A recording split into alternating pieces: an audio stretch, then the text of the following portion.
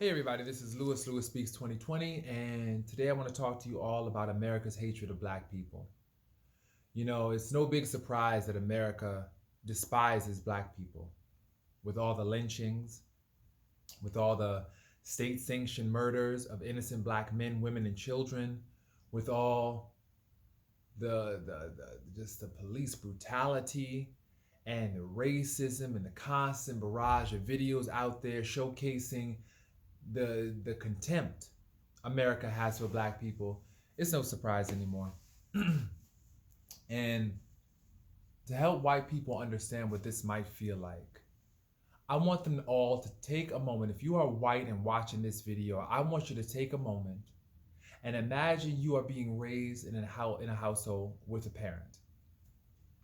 Every morning that you wake up, your parent tells you that they hate you, they wish you never were born, and they wish you were dead. Every morning. Every morning you wake up, your parent is telling you this. How do you think you would feel? Do you think that you would be a healthy, functioning, contributing member of society? Chances are you will probably wake up every morning angry, depressed, upset, enraged, and a host of other emotions. Well, this is what black people have to experience every single day of their natural born lives. They wake up and their parent, which is America, tells them that they are unlovable, untrustworthy, no good, worthy of suspicion, suspects, super predators. Every morning they wake up and they're bombarded with these messages, and you want them to be healthy, functioning adults. You know, racism is a disease. White supremacy is a disease. And it's affecting not only black people, but it's also affecting white people too. You know, they don't realize just how deep this runs. And a lot of white people who are comfortable with the status quo, they're comfortable with white supremacy. I just have to refer you back to that initial illustration. Imagine yourself waking up every morning being told that you're no good, that you're awful. You know? How does that make you feel? I think a lot of white people benefit from white supremacy. This is why they don't really have a problem and they're not that enraged by it. Because they don't have to worry about police brutality. They don't have to worry about being subjected to constant scrutiny because of the color of their skin. They don't worry about it. It's not on their agenda. You know, black people, we still have to worry about that today. You know, this afternoon actually, I saw a post about the safe spaces where black Americans can go for vacation. And it had a map of all the red states where it's not safe for black people to go. And then I remember a book that was published in 1936 by an author named Victor Hugo. It was basically where it documented like all the safe spaces for black people where they can go during Jim Crow. And we keep on asking ourselves, well, we as black people have made improvements. We've come a long way. No. We didn't come a long way. It's still the same situation, just a different era. You know? Same racist ideologies, just a different time frame. And it's just modern day racism. You know, now it's packaged in new ways, in technology and euphemisms and microaggressions, but it's the same thing as Jim Crow. And it's disturbing.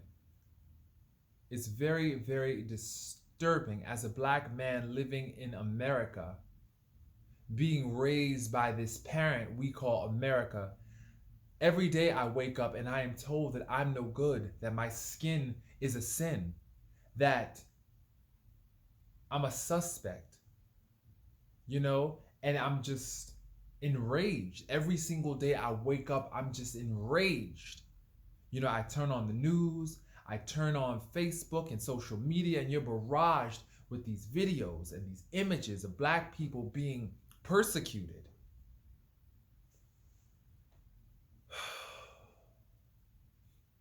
And it's heart-wrenching. It's heart-wrenching. And then we always have to try and explain how this is making us feel. That's exhausting. You know? Having to explain your grief, not only feel your grief, which is a burden in and of itself, but also having to find the right words to explain what is happening to you.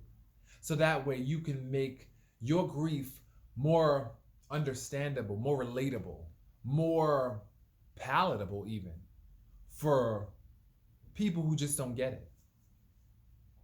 Because oftentimes when you're grieving, people think that you're overreacting.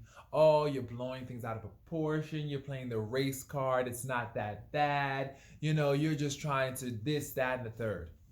You're always accused and subject to accusation for your grieving emotions.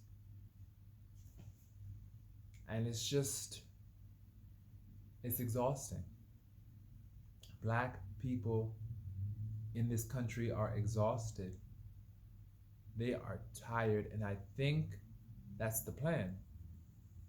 To tire us out, to flood us with so much information that we just give up, let go of our fight. Our motivation to fight is hanging on by a string. Right now, we're being held together by duct tape and Holy Spirit. And both are wearing thin right now. You know, we're praying constantly, but we're tired. Black people are tired.